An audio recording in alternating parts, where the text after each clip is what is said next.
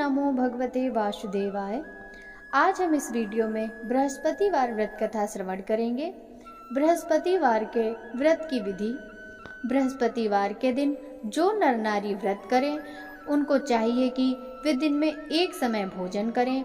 इस दिन बृहस्पतिश्वर भगवान का पूजन होता है। इसमें केले का पूजन करना चाहिए। कथा और पूजन के समय मन क्रम वचन से शुद्ध होकर जो इच्छा हो बृहस्पति देव से मांगना चाहिए। उनकी इच्छाओं को बृहस्पति देव अवश्य पूर्ण करते हैं। भोजन में चने की दाल आदि पीले रंग के पदार्थों का होना आवश्यक है। नमक नहीं खावें, पीले कपड़े पहने और पीले ही फूलों का प्रयोग करें। पीले चंदन से पूजन करें। पूजन के बाद प्रेम पूर्वक गुरु महाराज की कथा सुननी चाहिए। इस व्रत के करने से बृहस्पति महाराज प्रसन्न होते हैं। मन की इच्छाएं पूरी होती हैं। धन पुत्र विद्या इच्छित फलों की प्राप्ति होती है। परिवार में सुख तथा शांति बनी रहती है। इसीलिए यह व्रत स्त्री व पुरुषों के लिए सर्वश्रेष्ठ एवं फलदायक है। बृहस्पतिवार व्रत कथा। प्राचीन समय में विदर्भ देश में चित्रसेन नामक राजा राज्य करता था। वह बड़ा प्रतापी और दानी था। वह नित्य देवालय मंदिर में दर्शन करने जाता और गुरु एवं साधुओं की सेवा किया करता था। उसके दरवाजे में कोई भी निराश होकर नहीं लौटता था। वह प्रत्येक गुरुवार को व्रत रखकर विष्णु भगवान का पूजन करता था। परंतु ये सब बातें रानी को अच्छी नहीं लगती थी। वह न स्वयं व्रत करती और न किसी को एक पैसा तक दान में देती थी। तब राजा से भी ऐसा करने को मना किया करती थी। एक दिन की बात है कि राजा तो शिकार खेलने वन में गए हुए थे। घर पर रानी व उसकी दासी अकेली थी।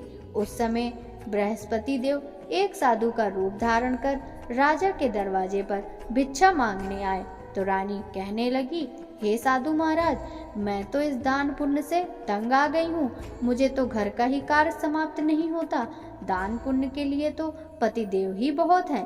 अब आप इस प्रकार की कृपा करें कि यह सब धन नष्ट हो जावे और मैं आराम से रह सकूं। साधु बोले, हे देवी, धन से तो कोई दुखी नहीं होता।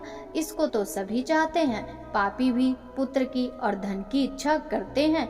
अगर आपके पास धन अधिक है तो भूखे मनुष्यों को भोजन कराओ, प्याव लगवाओ, गरीबों को दान दो, धर्मशाला बनवाओ, कुआं तालाब आदि का निर्माण कराओ। निर्धन मनुष्यों की कुमारी कन्याओं का विवाह आदि अनेकों यज्ञादि धर्म कार्य हैं, जिसके करने से आपके कुल और आपका नाम परलोक में सार्थक होगा। लेकिन रानी इन बातों से खुश न हुई। बोली, हे साधु महाराज, मुझे ऐसे धन की आवश्यकता नहीं जिसे अन्य मनुष्यों को दान दूं तथा जिसको रखने में सारा समय बर्बाद हो। साधु ने कहा, देवी, तुम्हारी ऐसी इच्छा है तो ऐसा ही होगा। मैं तुम्हें बताता हूँ, अब वैसा करना। बृहस्पति के दिन बाल बनवाएं, भोजन में मांस मदिरा खाना, कपड़े धोबी के यहाँ धुलने डालना। इस प्रकार 7 बृहस्पतिवार करने से तुम्हारा सब धन नष्ट हो जाएगा। यह कह वह साधु महाराज अंतर ध्यान हो गए। रानी ने साधु के कहने पर वैसा ही किया। 3 बृहस्पतिवार ही बीते थे कि उसका समस्त धन नष्ट हो गया और सब लोग भोजन के लिए तरसने लगे। तब राजा रानी से कहने लगा, तुम यहाँ पर रहो, मैं दूसरे देश को जाऊं, क्योंकि देश चोरी परदेश भी बराबर है। ऐसा कहकर राजा तो परदेश चला गया। वहाँ जंगल को जाता और लकड़ी काट कर लाता और शहर में बेचता। इस तरह वह अपना जीवन व्यतीत करने लगा। इधर राजा उधर रानी और दासी भी दुखी रहने लगी। किसी दिन भोजन मिलता और किसी दिन जल पीकर ही रह जाती। एक समय रानी और दासी को 7 रोज बिना भोजन के व्यतीत हो गए। तो रानी ने अपनी दासी से कहा, हे दासी, पास के नगर में मेरी एक बहन रहती है। वह बड़ी धनवान है। तू उसके पास जा और वहां से 5 सेर बेझर ही मांग ला, जिससे कुछ समय के लिए गुजर हो जाएगी। रानी की आज्ञा से दासी उसके बहन के पास गई। रानी की बहन उस समय बृहस्पति देव का पूजन कर रही थी। दासी ने रानी की बहन को देखा तो उससे बोली, हे रानी, मुझे तुम्हारी बहन ने भेजा है, मेरे लिए 5 सेर बेझर दे दो। दासी ने यह अनेक बेर कहा, परंतु रानी ने कुछ उत्तर नहीं दिया, क्योंकि वह उस समय बृहस्पतिवार की कथा पढ़ रही थी। जब बांदी को किसी प्रकार का कोई उत्तर नहीं मिला तो वह बहुत दुखी हुई और लौटकर रानी के पास आकर बोली, हे रानी जी, तुम्हारी बहन तो बड़ी आदमीन है, वह हम छोटे लोगों से बात भी नहीं करती। रानी बोली, हे दासी, इसमें उसका कोई दोष नहीं है। जब बुरे दिन आते हैं तब कोई सहारा नहीं देता। अच्छे बुरे का पता आपत्ति काल में ही लगता है। यह हमारे भाग्य का दोष है। इधर उस रानी ने देखा कि बहन की दासी आई थी, परंतु मैं पूजा में लगी होने के कारण उससे नहीं बोली। यह सोचकर वह अपनी बहन के घर जाकर अपनी बहन से कहने लगी, हे बहन, मैं बृहस्पतिवार का व्रत कर रही थी। जब तक कथा होती है तब तक ना उठते हैं और ना बोलते हैं, इसलिए मैं तुम्हारी दासी से ना बोली। कहो दासी क्यों गई थी? रानी बोली, बहन, हमारे घर में अनाज नहीं था, इस कारण मैंने दासी को तुम्हारे पास से कुछ अनाज लाने के लिए भेजा था। बहन बोली, रानी जी, बृहस्पति भगवान सबकी इच्छाएं पूर्ण करते हैं, देखो शायद तुम्हारे घर में अनाज रखा हो। इस प्रकार के वचन सुन रानी घर के अंदर गई तो उसे एक घड़ा बेझर से भरा हुआ मिल गया। रानी और दासी बहुत खुश हुई। दासी कहने लगी, हे रानी जी, देखो, हमको अब जब भोजन नहीं मिलता तो हम हर रोज व्रत करते हैं। अगर इनसे व्रत की विधि और कथा पूछ ली जावे तो हम भी किया करेंगे। तब उस रानी के पूछने पर रानी की बहन ने कहा, गुरु के व्रत में चने की दाल व हल्दी से विष्णु भगवान का केले की जड़ में पूजन कर दीपक जलावें, पीला भोजन करें तथा कहानी सुने। इस प्रकार से गुरु भगवान प्रसन्न होते हैं, अन्न धन पुत्र देते हैं, व्रती की मनोकामना पूर्ण करते हैं।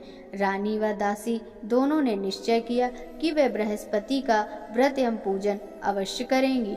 7 रोज बाद जब बृहस्पतिवार आया तो उन्होंने व्रत रखा। दासी गुड़साल में जाकर चने की दाल व गुड़ बीन लाई और विष्णु भगवान का पूजन किया। अब भोजन पीला कहाँ से आवे, यह सोचकर बेचारी बड़ी दुखी हुई, परंतु उन्होंने व्रत किया था, इस कारण गुरु भगवान प्रसन्न थे। वे 2 थालों में सुंदर पीला भोजन लेकर आए और दासी को देकर बोले, हे दासी, यह तुम्हारे और रानी के लिए है, तुम दोनों करना। दासी बड़ी प्रसन्न हुई और रानी से जाकर बोली, चलो रानी जी, भोजन कर लो। रानी को तो इस विषय में कुछ पता ही नहीं था, इसलिए वह दासी से बोली, तू ही भोजन कर, क्यों तू हमारी व्यर्थ में हंसी उड़ाती है? दासी बोली, एक महात्मा भोजन दे गए हैं। रानी कहने लगी, वह भोजन तेरे लिए ही दे गए हैं, तू ही भोजन कर। दासी ने कहा, वह महात्मा हम दोनों को 2 थालों में भोजन दे गए हैं, इसलिए हम और तुम दोनों ही साथ साथ भोजन करेंगी। इस प्रकार रानी और बांदी ने गुरु भगवान को नमस्कार कर भोजन ग्रहण किया। उस दिन से रानी और बांदी गुरुवार का व्रत और विष्णु भगवान का पूजन करने लगी। बृहस्पति भगवान की कृपा से रानी और दासी के पास फिर से धन हो गया। रानी उसी प्रकार फिर से आलस करने लगी। तब दासी बोली, देखो रानी जी, तुम पहले भी इस प्रकार का आलस करती थी, इसी से सब धन नष्ट हुआ। अब गुरु भगवान की कृपा से धन मिला है तो फिर तुम्हें आलस्य होता है। बड़ी मुसीबतों के बाद हमने यह धन पाया है, इसलिए तुम्हें दान पुण्य करना चाहिए। अब आप भूखे मनुष्यों को भोजन कराओ, मंदिर पाठशाला बनवा के दान दो, कुंवारी कन्याओं का विवाह कराओ। इस तरह धन को शुभ व धर्म कार्यों में खर्च करो, जिससे तुम्हारे कुल का यश बढ़े तथा स्वर्ग प्राप्त हो। इस प्रकार तुम्हारे पितर भी प्रसन्न होंगे। रानी ने जब ये शुभ कार्य करने प्रारंभ कर दिए तो उनका यश फैलने लग गया। एक दिन रानी और दासी विचार करने लगी कि न जाने राजा किस दशा में होंगे, उनकी कोई खबर नहीं मिली है। उन्होंने गुरु भगवान से प्रार्थना की तो भगवान ने रात्रि में राजा को स्वप्न में कहा, हे राजा, जा तेरी रानी तुझको याद करती है। राजा प्रातःकाल उठा और विचार करने लगा। स्त्री जाति खाने व पहनने की संगनी होती है, पर स्वप्न की बात मानकर वह अपने नगर के लिए चलने को तैयार हुआ। यहाँ परदेश में वह प्रतिदिन जंगल से लकड़ी लाता और शहर में बेचकर अपने जीवन को बड़ी कठिनाई से व्यतीत कर रहा था। जब वह एक दिन राजा दुखी हो अपनी पुरानी बातों को याद करके रोने लगा, तब उस जंगल में बृहस्पति एक साधु का रूप धारण कर आए और राजा के पास आकर बोले, हे लकड़हारे, तुम इस सुनसान जंगल में किस चिंता में बैठे हो, मुझे बतलाओ। यह सुनकर राजा सजल नेत्रों से साधु की वंदना करते हुए बोला, प्रभु आप तो सब कुछ जानते हो। इतना कहकर राजा ने साधु को अपनी संपूर्ण कहानी सुना दी। महात्मा तो दयालु होते हैं। वे बोले, अब तुम किस बात की चिंता मत करो, भगवान तुम्हें पहले से अधिक धनवान करेंगे। देखो, तुम्हारी स्त्री ने गुरुवार का व्रत प्रारंभ कर दिया और तुम भी मेरा कहा मानकर बृहस्पतिवार के दिन व्रत रखकर चने की दाल व गुड़ लोटे में डालकर केले का पूजन किया करो तथा कहा करो, भगवान तुम्हारी सब कामनाओं को पूर्ण करेंगे। साधु को प्रसन्न देख राजा बोला, प्रभु मुझे लकड़ी बेचकर इतना पैसा नहीं मिलता जिससे भोजन करने के बाद कुछ बचा सकूं। मैंने कल रात्रि में अपनी रानी को भी व्याकुल देखा है। मेरे पास कुछ भी नहीं है जिससे उसकी खबर भी मंगा सकूं। फिर मैं कौन सी कहानी कहूँ, यह भी मुझको मालूम नहीं है। साधु ने कहा, तुम किसी बात की चिंता मत करो। बृहस्पतिवार के दिन तुम रोजाना की तरह लकड़ियां लेकर शहर जाओ। तुम्हें रोजाना से दुगना धन प्राप्त हो जाएगा, जिससे तुम पेट भर भोजन कर लोगे तथा बृहस्पति देव की पूजा का सामान भी आ जाएगा। बृहस्पति देव की कहानी इसी प्रकार कही जाती है। प्राचीन काल में एक बहुत निर्धन ब्राह्मण रहता था। उसको कोई संतान नहीं थी। उसकी स्त्री बहुत मलिनता के साथ रहती थी। वह न स्नान करती, न किसी देवता का पूजन करती। प्रातःकाल उठते ही सर्वप्रथम भोजन करती, बाद में कोई अन्य काम करती। ब्राह्मण देवता बड़े दुखी थे। बेचारे बहुत कुछ कहते, किंतु उसका परिणाम न निकलता। भगवान की कृपा से ब्राह्मण की स्त्री के कन्या रूपी रत्न पैदा हुआ। वह धीरे धीरे बड़ी होने लगी। बालिका प्रातः स्नान करके विष्णु भगवान का जप और गुरुवार का व्रत करने लगी। अपने पूजन को समाप्त कर वह स्कूल जाती। जाते समय मुट्ठी में जौ भर के ले जाती और स्कूल के मार्ग में डालती जाती। वे जौ स्वर्ण के हो जाते, जिन्हें लौटते समय वह बीन कर ले आती थी। एक दिन बालिका सूप में सोने के जौ फटक कर साफ कर रही थी कि उसके पिता ने देख लिया तो कहा, बेटी सोने के जौ फटकने के लिए सोने का ही सूप होना चाहिए। दूसरे दिन गुरुवार था। कन्या ने व्रत रखा और बृहस्पति देव से प्रार्थना करके कहा, हे प्रभु, मैंने आपकी पूजा सच्चे मन से की है, तो मेरे लिए सोने का सूप भी दो। बृहस्पति देव ने उसकी प्रार्थना स्वीकार कर ली। नित्य की भांति वह जौ डालती हुई पाठशाला गई। तब लौटते में जौ बीन रही थी। बृहस्पति देव की कृपा से वहां सोने का सूप मिला। वह उसे घर ले आई और उससे जौ साफ करने लगी। एक दिन की बात है, वह कन्या सोने के सूप में सोने के जौ फटक रही थी। उसी समय नगर का राजपुत्र वहां से होकर निकला। इस कन्या के रूप में अद्भुत कार्य को देखकर मोहित हो गया। अपने घर जाकर भोजन तथा जल त्याग कर उदास होकर लेट गया।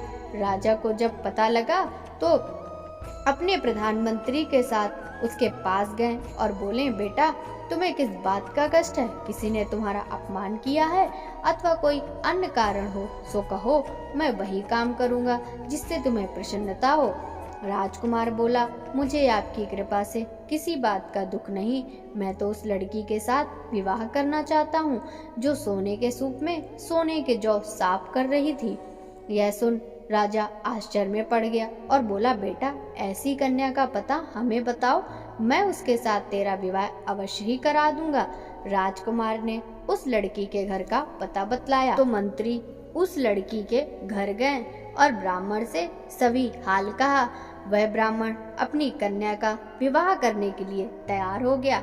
ब्राह्मण ने कन्या का विवाह एक शुभ मुहूर्त में राजकुमार के साथ करा दिया। कन्या के घर से जाते ही उस ब्राह्मण के घर में पहले की भांति गरीबी का निवास हो गया। भोजन के लिए भी अन्न बड़ी मुश्किल से जुटता था। एक दिन दुखी होकर ब्राह्मण देवता अपनी पुत्री के पास पहुँचे। बेटी ने पिता की दुखी अवस्था देखी तो बहुत सा धन अपने पिता को दिया। इस तरह उस ब्राह्मण का कुछ समय फिर सुखपूर्वक व्यतीत हुआ।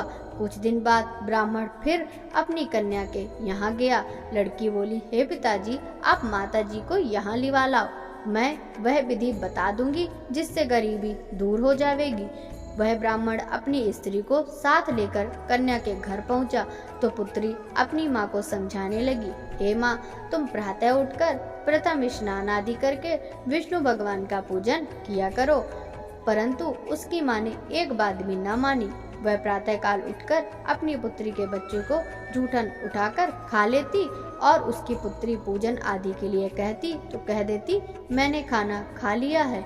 एक गुरुवार के दिन पुत्री ने रात में कोठरी में खाने का सभी सामान निकाला और अपनी माँ को उसमें बंद कर दिया। प्रातः काल उससे बाहर निकाला तथा स्नान आदि करा के पूजन करवाया।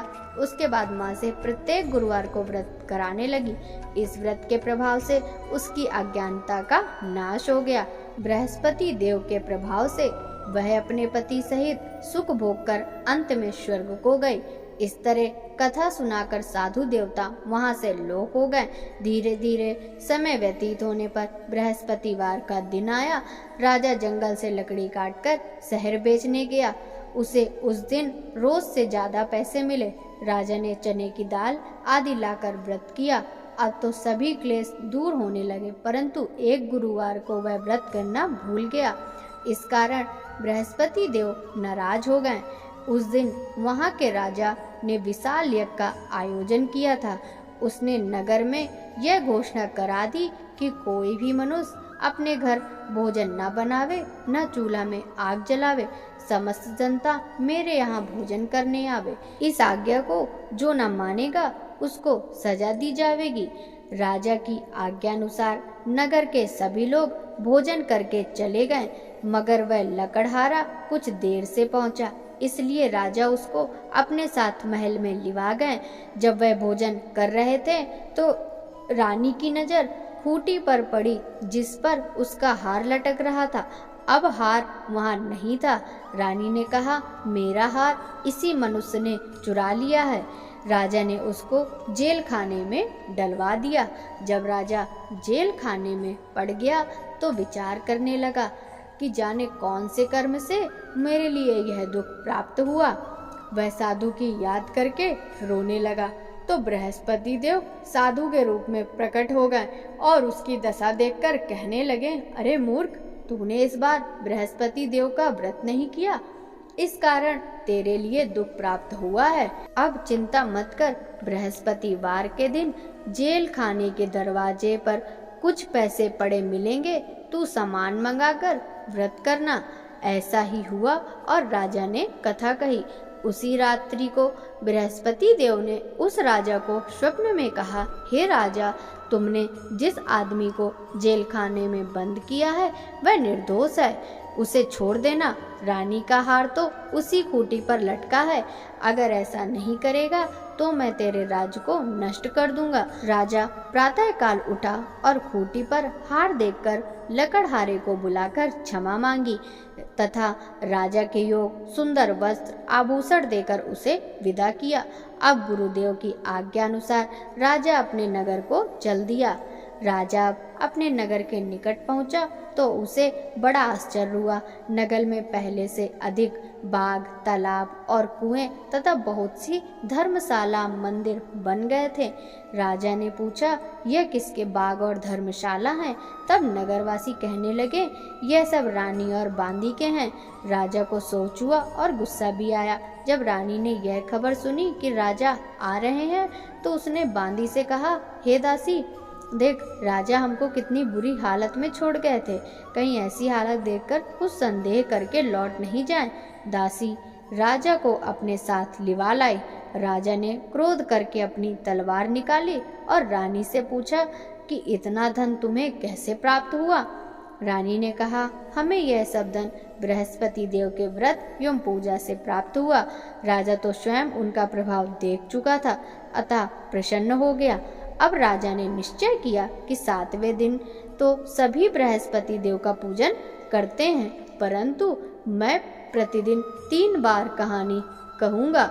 राजा ने दुपट्टे में हर समय दाल बंधी रहती। वह दिन में 3 बार कहानी कहता। एक बार राजा ने सोचा कि चलो अपनी बहन के यहाँ हो आवे। यह सोचकर राजा अपने घोड़े पर सवार हो अपनी बहन के यहाँ चल दिया। मार्ग में उसने देखा कि कुछ आदमी एक मुर्दे को लिए जा रहे हैं। उन्हें रोककर राजा कहने लगा, अरे भैया, मेरी बृहस्पति की कहानी सुन लो। वे बोले, लो हमारा आदमी मर गया, इसे अपनी कथा की पड़ी। परंतु कुछ आदमी बोले, अच्छा कहो, तुम्हारी कथा हम सुनेंगे। राजा ने दाल निकाली और कथा कही। जब कथा आधी हुई तो मुर्दा हिलने लगा और समाप्त होने पर राम राम करके खड़ा हो गया। आगे मार्ग में एक किसान खेत में हल चलाता मिला। राजा उससे बोला, अरे भैया, मेरी बृहस्पतिवार की कथा सुन लो। किसान बोला, जब तक मैं तेरी कथा सुनूंगा तब तक 4 हरैया न जोत लूंगा। तुम अपनी कथा किसी और को सुनाना।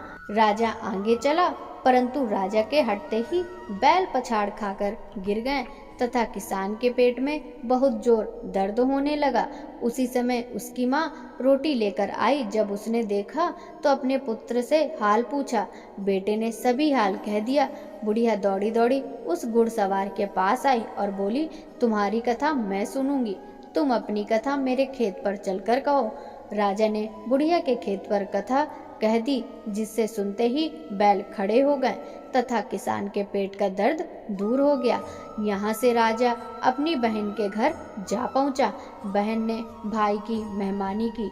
दूसरे दिन प्रातः राजा जगा तो उसने देखा कि सब लोग भोजन कर रहे हैं। राजा ने अपनी बहन से कहा कि ऐसा कोई मनुष्य नहीं है जिसने भोजन ना किया हो, वह मेरी बृहस्पति की कथा सुन ले।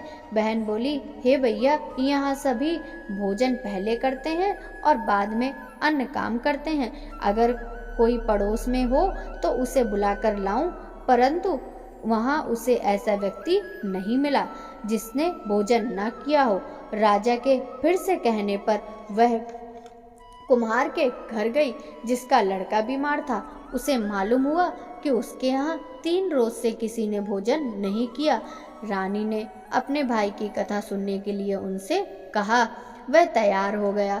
राजा ने उसके घर जाकर बृहस्पति की कथा कही, जिसको सुनकर उसका लड़का ठीक हो गया। अब तो सब और राजा और उसके व्रत की प्रशंसा होने लगी। एक दिन राजा ने अपनी बहन से कहा, हे बहन, अब हम अपने घर को जाएंगे, तुम भी तैयार हो जाओ। राजा की बहन ने अपनी सास से कहा। सास बोली, हाँ चली जा, परंतु अपने लड़कों को मत ले जाना, क्योंकि तेरे भाई के संतान नहीं है। बहन ने अपने भैया से कहा, हे भैया, मैं तो चलूंगी, परंतु मेरे साथ कोई बालक नहीं जाएगा। राजा बोला, कोई बालक नहीं जाएगा, तब तुम ही चलकर क्या करोगी? बड़े दुखी मन से राजा अपने नगर को लौटा। राजा ने अपनी रानी से कहा, हम निर्वंशी हैं, हमारा मुंह देखने का धर्म नहीं है। दुखी हो उसने कुछ भोजन आदि भी नहीं किया। रानी बोली, हे प्रभु, बृहस्पति देव ने हमें सब कुछ दिया है, हमें संतान भी अवश्य देंगे। उसी रात को बृहस्पति देव ने राजा को स्वप्न में कहा, हे राजा, अब सोच को त्याग दे, तेरी रानी गर्भ से है। यह सुनकर राजा को बड़ी खुशी हुई। 9वें महीने में उसे पुत्र पैदा हुआ। राजा बोला, हे रानी, स्त्री बिना कहे नहीं रह सकती, इसीलिए मेरी बहन जब बधाई लेकर आवे तो तुम उससे कुछ नहीं कहना। रानी ने सुनकर हाँ कर दी, लेकिन जब राजा की बहन ने यह शुभ समाचार सुना तो बड़ी खुशी से बधाई लेकर भाई के यहाँ आई। तो रानी बोली, मेरी ननंद घोड़ा चढ़कर तो नहीं, गधा चढ़कर आई। राजा की बहन बोली, भाभी, यदि मैं ऐसा न कहती तो तुम्हें संतान कैसे मिलती? बृहस्पति देव ऐसे ही दयालु हैं, अपने भक्तों की मनोकामनाएं पूरी करते हैं। जो सच्चे मन से बृहस्पति देव का व्रत करता एवं कथा पढ़ता है अथवा सुनता है और दूसरों को भी सुनाता है, बृहस्पति देव उसकी सभी इच्छाएं पूर्ण करते हैं। बोलो बृहस्पति देव की जय, विष्णु भगवान की जय। ओम जय बृहस्पति देवा, स्वामी जय बृहस्पति देवा। श्रद्धा भक्ति बढ़ाओ, श्रद्धा भक्ति बढ़ाओ, संतन की सेवा। ओम जय बृहस्पति देवा।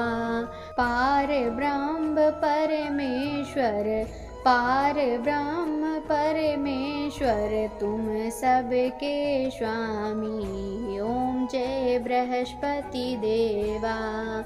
ज्ञान न जानूं, ध्यान न जानूं, नित्य करूं सेवा। ओम जय बृहस्पति देवा। तुम बिन गुरुदेव न दूजा, आस करूं जिसकी, प्रभु आस करूं जिसकी। मैं अज्ञान अगोचर, तुम फल के देवा। ओम जय बृहस्पति देवा। पार ब्रह्म परमात्मा तुम हो प्राणपति, प्रभु तुम हो प्राणपति। दर्श दिखाओ मत तरसाओ, चारों फल देवा। ओम जय बृहस्पति देवा। बृहस्पति जी की आरती जो कोई नर गावे, प्रभु जो कोई नर गावे। दर्शन पावे जो ध्यावे, विघ्न कटे देवा। ओम जय बृहस्पति देवा। स्वामी जय बृहस्पति देवा। बोलो विष्णु भगवान की जय।